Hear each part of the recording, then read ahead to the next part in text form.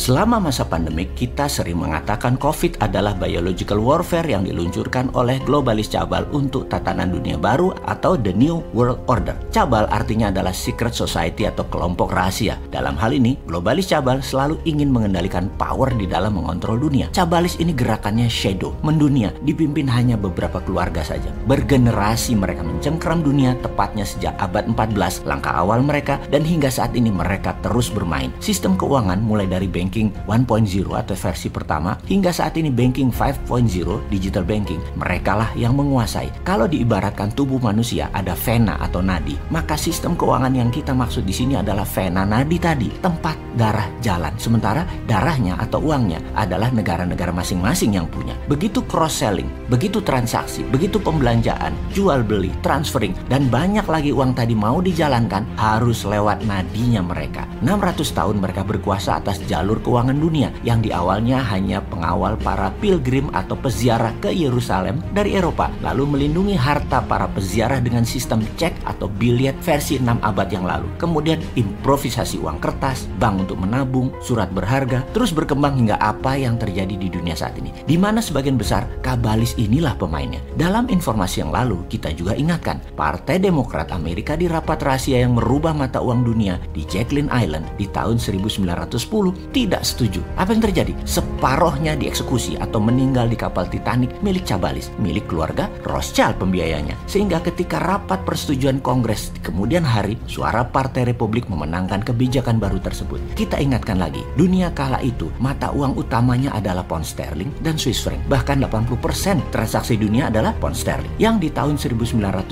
tersebut akan diubah mata uang dunia menjadi dolar, di mana di tahun 1945 hal ini akhirnya terjadi dengan dua perang besar dunia terjadi. Perang Dunia Pertama dan Perang Dunia Kedua. Lalu dolar berkuasa hingga saat ini, lebih dari 70% transaksi dunia internasional menggunakan dolar. Yuan yang kita idolakan hanya 1,6% transaksi dunia. Lalu mengapa COVID diluncurkan 2019 kemarin? Maka kita bocorkan sekilas agar menjadi pemahaman. Saya tidak akan keberatan atau terhina jika hater atau buzzer mengatakan ini semua informasi halunya Bosman. Monggo, hak Anda untuk tidak percaya. Tetapi tetap saja saya ingin berbagi. Selain memberikan informasi, juga solusi apa yang negara atau pejabat muda nanti lakukan sebagai referensi. Kita beri list apa yang mereka lakukan dalam 20 langkah. 10 sudah kejadian dan 10 lagi belum dan pasti akan terjadi. Apa itu? 1. Kendali atas media utama dan pejabat di semua negara, yaitu saat ini lebih dari 190-an negara di dunia dan sekarang mereka sudah kendalikan. 2. Meluncurkan virus yang sedikit lebih mematikan dari influenza. 3. Membombardir dunia 24 jam sehari, 7 hari seminggu secara masif betapa mengerikan virus tersebut. 4. Seluruh dunia pastikan menggunakan masker, makan vitamin, meningkatkan imunitas tubuh, di mana merekalah penyedia utama awal atas kebutuhan ini. 5. Secara sistemik runtuhkan ekonomi di berbagai negara dunia bergantian dengan membuat transaksi antar negara berkurang, membuat hilangnya banyak lapangan kerja, memukul industri padat tenaga kerja seperti pariwisata, hiburan, dan pertunjukan massal. 6. Promosikan total lockdown di beberapa negara dan diamplifikasi, dipromosikan gede-gedean. 7. Sebarkan PCR yang sensitif agar mendapatkan data banyak yang terpapar hingga membuat panik. 8. Sebarkan tahap awal vaksin dengan tingkat kesembuhan biasa saja, lebih tepatnya tidak efektif atau placebo vaksin. Lalu akan disebar PCR yang low effectivity-nya agar memberi kesan vaksin placebo tadi efektif. 10. Membuat masyarakat merasa dalam keadaan sudah normal kembali, walau fakta lapangan yang terpapar COVID akan banyak dan terus meningkat. Baik, kita potong sebentar di 10 informasi ini, di mana 10 lagi akan kita jelaskan berikutnya. Kita mengingatkan kepada sahabat semua, sekarang ini kita sudah sampai di level 8. Sekali lagi, kita sudah sampai di nomor 8. Yang 9 dan 10 adalah langkah selanjutnya sebentar lagi. Realitanya nanti berita COVID akan mulai meredup dan hilang atau dihilangkan. Seperti yang kita katakan berkali-kali, November setelah Pilpres Amerika, di mana Amerika COVID dipakai sebagai political tool untuk memukul Trump.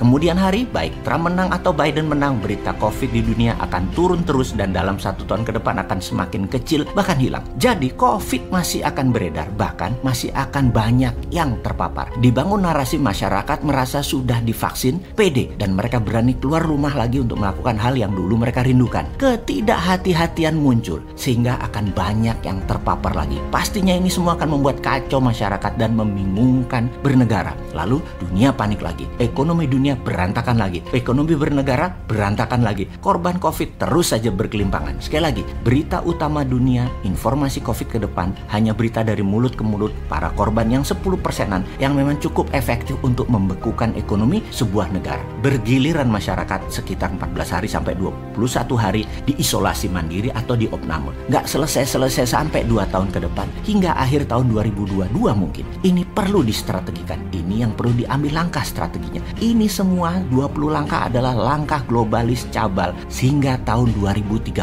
Sekali lagi, ini adalah langkah hingga tahun 2030. Bukan hanya stop di 2019, 2020, 2021, 2022. Tidak, sampai 2030. Baiklah sahabat, yang 10 langkah lagi kita buka di lain kesempatan ya. Toh kalian dan pejabat negara nggak peduli juga dengan informasi beginian. Orang penting apa-apa yang dari bosman itu. Dia tuh cuma jualan